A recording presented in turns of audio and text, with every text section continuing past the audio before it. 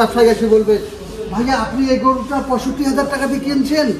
ভাইয়া না, এই গরুটা আপনি ৭০ দিয়ে কেনেন, এই আপনার এটা কোনো দ্রুত গতিতে হবে ভালো। ভাইয়া সেটা না, আপনাকে কিনতে হবে, আপনাকে আগে চিনতে হবে। না এই গরুটা যে ভাই বলে ৭০,০০০ টাকা, ৭০,০০০ টাকা কি হবে?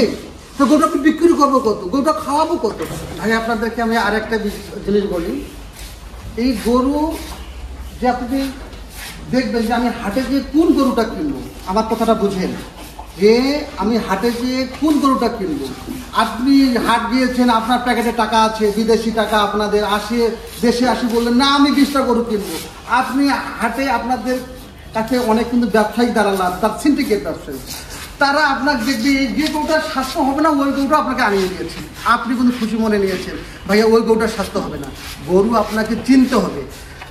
যদি আপনি গরু চিনতে পারেন অবশ্যই কিন্তু আপনি লাভবান করতে পারবেন। আপনাকে আর একটা বিষয় বলি, আমি যে এই গরুগুলো যে কিনেছি, এই গরু আমি কিনেছি, এই যে গরু আমি কিন্তু দেখেছি আজ সর্বপ্রথম গরুটার রুচি কেমন, তার চামড়া দেখেছি, তার চাঞ্চলন দেখেছি, আমি দেখেছি যে তার বডিটা কেমন, তাকে মাংস প্রচুর মাংস ধরবে, তার কয় মন মাংস ধরবে আমি কিন্তু নিজে দেখেছি।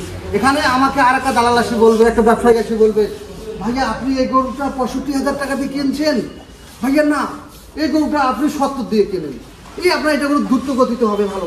ভাইয়া সেটা না, আপনাকে চিনতে হবে, আপনাকে আগে চিনতে হবে। না এই গরুটা যে ভাই বলে ৭০,০০০ টাকা, ৭০,০০০ টাকা কি হবে? তো গরুটা আপনি বিক্রি করবো কত, গরুটা খাওয়াবো কত? গরুটাকে আপনি ২০,০০০ টাকা খাওয়ান, আমরা ৬৫,০০০ কিনছি, আপনি ২০,০০০ টাকা খাওয়াবেন, মাংস লাগার পরে গরুটা কত টাকা বিক্রি হবে সেটা আপনাকে হিসাব করতে হবে নিজে নিজে। আপনি যদি হিসাব করতে না পারেন তাহলে আপনি লাভবান হতে পারবেন না।